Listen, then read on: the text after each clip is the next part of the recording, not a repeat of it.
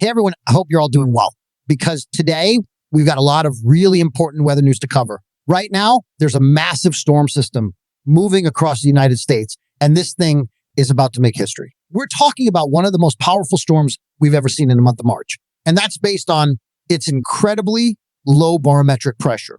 This storm isn't just setting records, it's also bringing a ton of dangerous weather with it. We've already seen blizzard conditions in some areas, and now there's serious risk of severe weather developing, including damaging winds, large hail, and even tornadoes. And the crazy part, it's not over yet. There's still a lot more to come today. But before we get into the details, hit the subscribe button, like this video, and leave your thoughts in the comments. Thank you for your support. But here's the good news.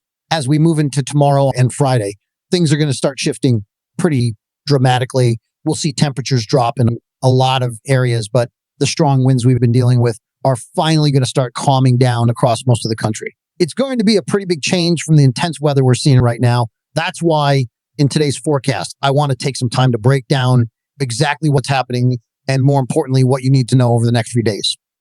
Let's start with what's going on across the country this morning, because this storm is absolutely massive. I'm not exaggerating when I say this is one of the biggest storms you'll ever see in March. Right now, the low pressure system is sitting over the Midwest, and it's already been causing a ton of problems. We've had widespread showers and thunderstorms rolling across the Southeast, and the East Coast has been getting hit pretty hard too. But the worst of it is still ahead. Later this morning and into the afternoon, we're expecting an even bigger round of severe weather. The areas we're most concerned about right now are eastern North Carolina and Virginia, where the conditions are shaping up to produce some pretty dangerous storms.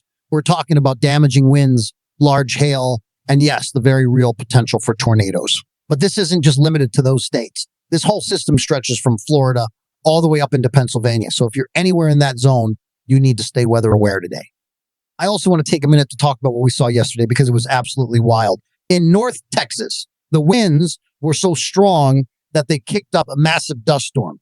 And when I say massive, I mean it. Check out this photo that Debbie from Dallas sent in. It literally looks like something out of a sci-fi movie, like the surface of Mars. The dust was so thick that it traveled all the way from West Texas across North Texas and even made it as far east as Houston. If you saw anything like this where you live, whether you're in Texas, Oklahoma, or somewhere nearby, let me know in the comments because I'd love to hear your experience. As we move through the next few hours, the snow is going to keep falling across parts of Missouri, Iowa, Wisconsin, and Minnesota. This isn't just a quick dusting. The snow is going to stick around through the early afternoon, especially in places like Wisconsin and Michigan's Upper Peninsula. By this evening, the snow should start winding down, but the wind, that's going to be a whole different story. If you look at the weather maps, you'll see these really tight isobars, and that's a sure sign that strong winds are going to keep blasting through the region. Even areas like Kentucky, northern Tennessee, Ohio, and Indiana could see some light snow tonight, and the winds are only going to make conditions even more difficult. Looking ahead to Thursday morning, most of this snow event will start clearing out in the Ohio Valley and the Mid-Atlantic. You'll still see a few snow showers lingering overnight, but by the time we get into Thursday, things should finally start calming down for places like the Mid-Atlantic and the Northeast. But before we get to that point, we still have a serious risk of severe weather today along the East Coast. Damaging winds, large hail, and isolated tornadoes are all possible from Lake Erie down through Florida. In fact, some of these wind gusts could get really intense. We're talking up to 80 miles per hour in parts of North Carolina, South Carolina, and Virginia. If you got any loose items outside, trampolines, patio furniture, lawn decorations, now's the time to secure them because these winds are strong enough to send them flying. The tornado risk today is mostly concentrated in the Mid-Atlantic, but we could still see isolated tornadoes popping up in Pennsylvania, Ohio, Maryland, Delaware, and even down into parts of Florida. That's why it's so important to have multiple ways to receive weather alerts today, whether it's through a weather app, NOAA radio, or your local news station. Make sure you've got a tornado action plan in place too, just in case things take a turn for the worse. As we move into the early afternoon, we're going to see the tornado risk start ramping up, especially around the coastal areas of South Carolina and North Carolina. Places like Myrtle Beach are right in the zone where conditions are going to be most favorable for tornadoes between about 11 a.m. And 4 p.m. further north, there's enough wind shear that we could see a few isolated tornadoes in Virginia, Pennsylvania, West Virginia, and Maryland. The tornado threat will start to drop off after sunset, but we could still see one or two isolated twisters even into the evening hours. Once this line of storms moves through, we're not completely out of the woods. Behind the front, a cold core setup is developing over areas like Pennsylvania, West Virginia, and Ohio. This could produce some hail and gusty winds into the late afternoon and evening. So if you've got outdoor plans, keep an eye on the weather just in case. By tonight, most of the severe weather threat along the East Coast should wind down. And by Thursday, the storm system finally starts moving out. But those strong winds are going to stick around for a little while longer. Through the morning, we'll still see gusts between 30 and 50 miles per hour across the Great Plains, Midwest, and Southeast. The good news is that the winds should start dying down by tonight. But along the East Coast, they'll likely stick around through most of the day on Thursday. This storm has been truly historic. The barometric pressure dropped to around 975 MB in the Midwest, which is almost unheard of for March. That's the kind of pressure you expect in a powerful winter storm or even a hurricane, not something this late in the season.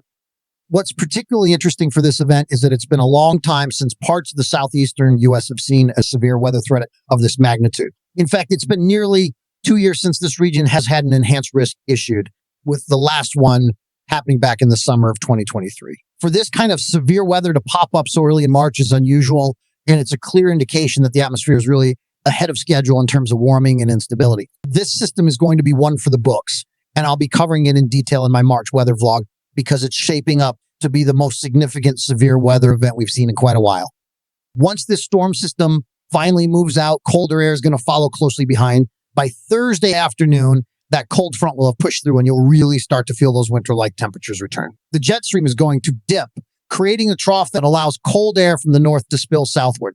Even though the overall pattern for the upcoming weeks is expected to be warmer, this cold snap is going to be a reminder that winter isn't quite ready to let go just yet. We're talking about lows well below freezing and daytime highs stuck in the 40s and 50s, with some areas up north not even climbing out of the 30s. Snow showers will accompany this cold blast in parts of the Ohio Valley and portions of Canada as that strong low pressure system continues to churn over eastern Canada.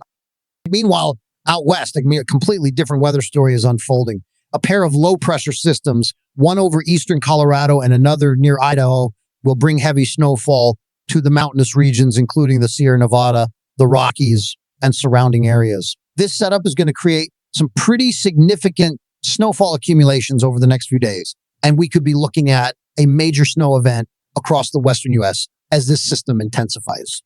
By Friday, March 7th, the low pressure system responsible for this western snowfall shifts toward the central U.S., though it will have weakened considerably by then. Despite the drop in pressure, we'll still see scattered showers and snow showers to north of the low with continued snowfall across the Rockies and parts of the Southwest. As the weekend approaches, precipitation spreads into the south, bringing a mix of rain, thunderstorms, and even snow to states like New Mexico and Texas. Coastal areas of Texas, Louisiana, Mississippi, Alabama, and the Florida Panhandle will likely see the most thunderstorm activity, with the potential for some stronger storms developing in this warm, moist air mass.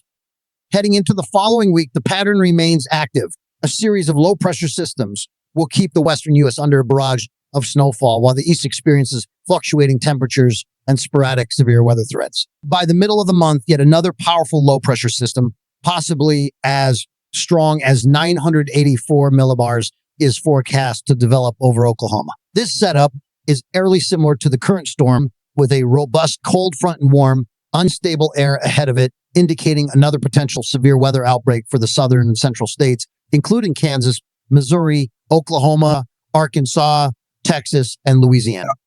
As this system pushes eastward, the southeastern U.S. once again finds itself in the crosshairs of strong thunderstorms and severe weather.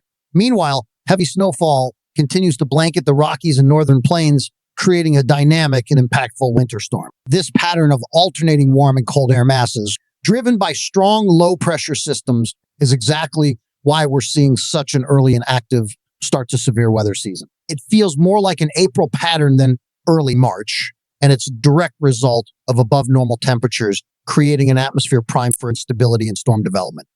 Looking further ahead, the weather models continue to show an active western snowfall pattern, with the Sierra Nevada and Rockies receiving well above average snow totals. The eastern U.S. remains in a state of temperature whiplash, bouncing between unseasonably warm conditions and sharp cold snaps. As we approach mid-March, the potential for additional severe weather outbreaks remains high, especially with strong low-pressure systems tracking across the central and eastern U.S.